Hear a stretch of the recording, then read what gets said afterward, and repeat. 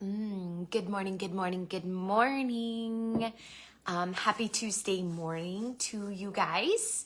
Welcome back for our Tuesday, Thursday coffee date, reading through the book, A Time to Dance, Chasing Joy in Difficult Seasons. We are literally at the very end of our book. We are on chapter 26, which is Be the Rare. We only have one more chapter left, which we will do on Thursday together. But I cannot believe this. I was thinking this morning as I was getting ready, we have literally come full circle because when we first started this, it was daylight outside. I actually started doing these lives reading through this book on the front porch, and it was daylight outside. And then we went through the Christmas season. So the Christmas tree was up and it was dark through most of the reading. And I would be sitting by the Christmas tree. Then we rolled into January, and now it's February, and then it's March. Or I guess I should say now it's March. We rolled January, February, March. So we have journeyed all the way through this book. We're on chapter 26. And it's been really exciting to see how God has shown up through these chapters, through these moments together, through these Tuesday, Thursday coffee dates. And I have loved hearing your feedback, your comments, your thoughts. Even as you've watched the recordings afterwards, some of you have let me know that you've watched the replays and listened to them on your drives. And thank you so much for all the encouragement that you guys have given. Like I said, these are our last two chapters. This is our last week together reading through this book, but it doesn't mean that it's the end, because I'm going to take the month of March to kind of just think about and pray over what's next. And then we'll probably start doing some lives together in April as well. But the month of March, after we get through these last two chapters, will be a little more quiet, and then we'll roll into April with a new plan for what's ahead. So today we are on chapter 26, which is Be the Rare. And Be the Rare is really a chapter about how we are called to just let God not only do a work within us, but to allow that to overflow into how we walk out into the world, how we share his light, how we share his heart. So I'm going to go ahead and get started on this chapter. But good morning, good morning. Thank you for being here, and let's dive right in. Here we go. Be the Rare. Fun fact. Did you know that in the medical field, the term zebra is often used to describe a rare, surprising, or exotic diagnosis? The association is said to have originated from the idea that it is much more common to encounter a horse, but a zebra is quite rare indeed. So if a diagnosis is rare, it's called a zebra. Lately, I feel like my Heavenly Father has been placing a gentle and relevant reminder on my heart. The truth is, pain and unhealed wounds often cause us to focus strictly inward. And as a result, we have lost our warmth and we have become disconnected. Many times we don't even notice the pain around us because the pain within us is so all-consuming. Then there's the added layer that when we travel through a difficult season, we frequently erect strong, impenetrable walls in order to protect our already bruised and broken hearts. We eventually learn to operate in something that looks more like survival mode, and we soon begin to face life with our heads down. It's an isolating and difficult road, but preferred over the perceived only possible other alternative: further damage. I think one of the things that shocked me most when I became a mother was when someone told me that the only way to make my son strong enough to endure this world was to expose him to the cruelty of it early on and allow him to toughen up. Someone literally said to me, "Trust me, he will figure out how to grow a thicker skin and survive. We all do." And something about that just didn't sit right with me. I couldn't figure out why giving lessons on how to build walls around his precious little heart was listed on page 2 of the parenting instruction manual. But that's often how we function, isn't it? In protection and survival mode, with our heads down and our focus inward. Did you know that toughen up is often likened to becoming more stoic?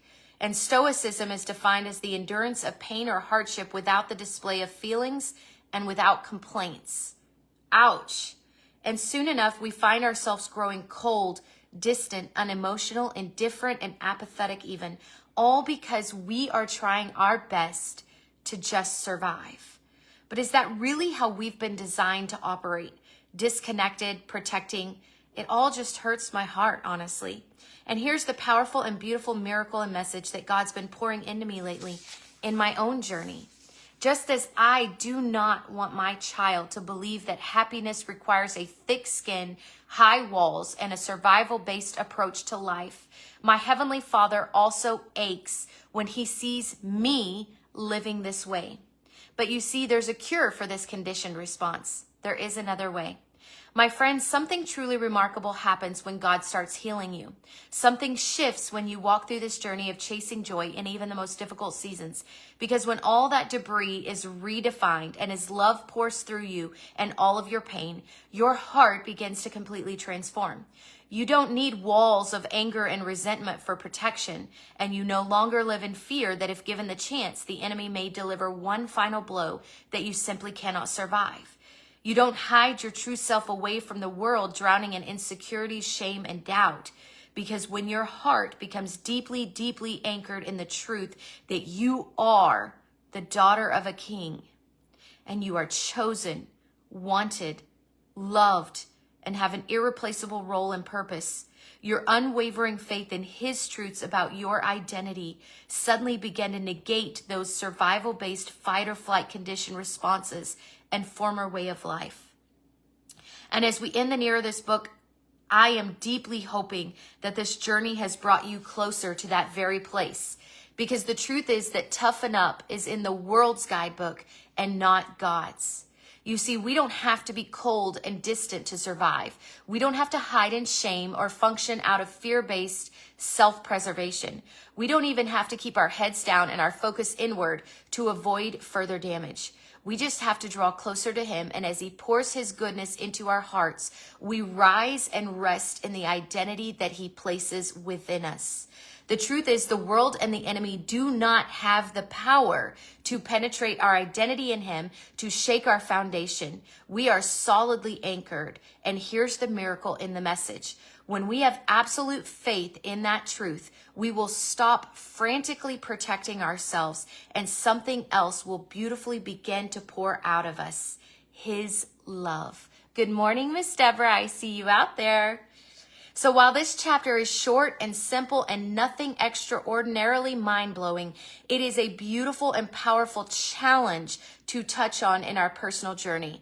And here it is, my friends. As your healing and your path to chasing joy in the hard solidly anchors you to God's truths about your identity, use that change to propel you into action in another area of your life.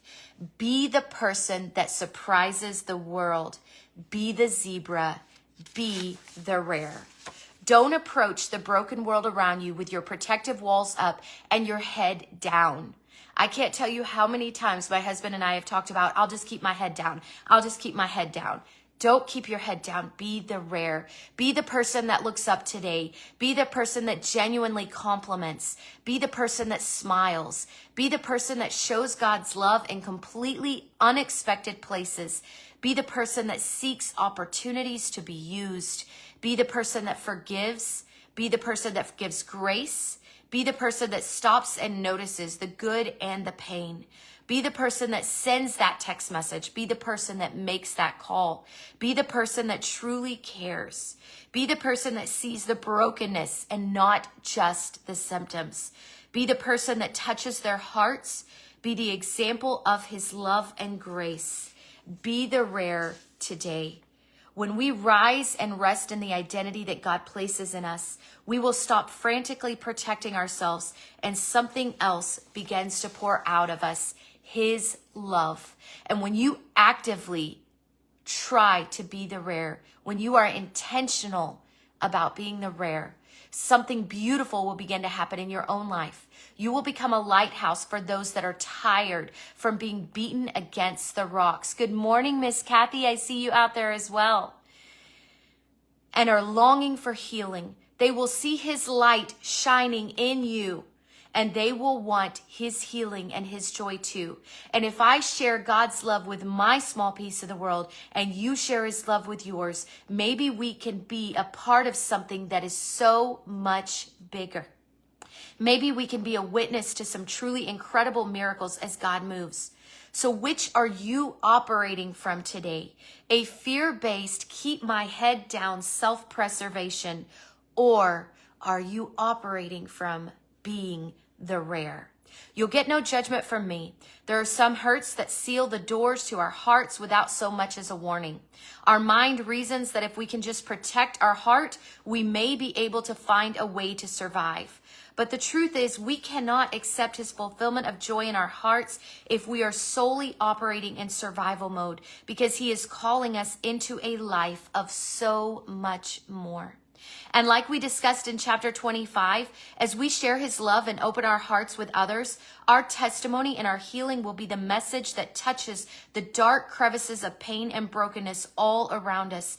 And we will receive more and more joy as we feel Jesus move in this very special place. Here's the invitation today. Take the challenge. Be transformed. Be different. Be the rare. Matthew 5:14-16, the Passion Translation reads, "Your lives light up the world, for how can you hide a city that stands on a hilltop? And who would light a lamp and then hide it in an obscure place? Instead, it's placed where everyone in the house can benefit from its light. So don't hide your light. Let it shine brightly before others so that your commendable works will shine as light upon them, and then they will give praise to your Father in heaven." That is the end of chapter 26, but I want to share one more thing with you. Just to let you know, chapter 27, which we're moving into on Thursday, it is the last chapter of the entire book. You have journeyed through literally 27 chapters with me about chasing joy, learning our identity in him, learning how to grow in him, anchor in him, and let what he is pouring in pour over onto others. We have done this together for weeks now, and chapter 27, Into His Healing, is all about walking that out from today forward. So join me for the last chapter of the series. It will be this upcoming Thursday. Or for those of you that are watching it on replay, again, I upload all these chapters on my YouTube channel out there at Shannon Singh Ministries. Now, let me share one more thing to you about being the rare. When some of you already know this story, but I just feel led to share it here. Back in December of 2024, yes, a little over a year ago, God gave me this beautiful, beautiful vision. And it was a dream. I was actually asleep, but it was a God-given vision. Thank you for the encouragement. God gave me this dream, and I won't tell you the whole dream because it was very long. I have an entire blog post out there where you can read the whole dream, but I boarded a train, and this train said that it was going to heaven. And I boarded this train, and when I got on, the train traveled through some darkness, and it stopped in a field. And there were all these people out in the field, and these people were black and white. They were not in color, and they were curled up on the field crying and in pain. And again, for those of you that just joined, this was a God-given vision he gave me. And as I watched, the train doors open, and these people that were on the train got off the train. And they walked out there, and they began to just wrap their arms around these people in the field. And as they wrapped their arms and poured themselves into these people that were on the field, that were crying, that were broken, that were hurting so bad, the people began to fill in color from their toes. So their toes turned, color, and then it just spread like up their bodies, and their clothes changed until it reached the top of their head. And so as this color filled them, they began to rise. And the people who got off the train wrapped their arms around them and they held them and they whispered something into their ear. And as they whispered it, that person turned and they looked towards what I realized in the field was Jesus. And they gave him one last hug, and the person who had just turned to color from being literally like black and white, like watching one of those really, really old TV shows where everything is black and white. That person turned and they walked towards Jesus. And Jesus turned and looked at the girl that got off the train, and he smiled so big, like he was so proud of her for getting off that train and going out there and wrapping herself around the broken, wrapping herself around the ones that needed him. And he was so proud of her, and she smiled back and she got back on the train. And I began to understand that heaven is something that we walk into every single day.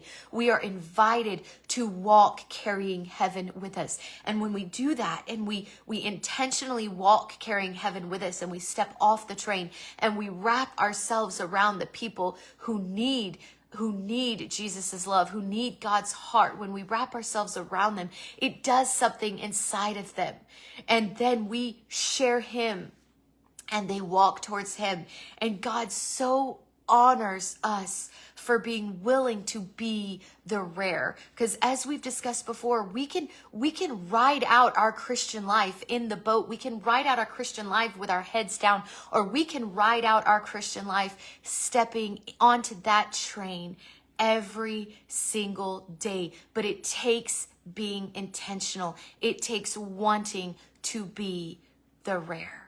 And so I just want to encourage you with that today, because it was a dream. I was asleep, but it was so vividly a God-given dream that I woke up and wrote the whole thing out, because that wasn't the only part of it. There were 3 different parts that he walked me through, and they were so powerful and so vivid that I wrote it all out and I added it to my blog. If you're looking for it, drop me a comment below this video and I will share that blog post with you. But I just want to encourage you to be intentional about being the rare, about getting on that train, about stepping off that train and wrapping your arms around the people that God places in your path today. So I just felt led to share that with you. When I got up this morning, I prayed over this specific live, because we are on the last 2 for this month. But I prayed over it and I said, God, use it. And I truly believe that someone out there needed to hear that message today, and I hope it touched you. Thank you so much for being here. We will meet one more time in March. It will be this Thursday for the last chapter of the book. Thank you for your encouraging words, your comments, your thumbs up, your hearts, all the things that you're doing to not only encourage my heart, but let the algorithm know that you've enjoyed this and that you think that others will too. So thank you so much. I'll see you guys back here Thursday for the last chapter. Have a beautiful and blessed Tuesday and Wednesday. Bye.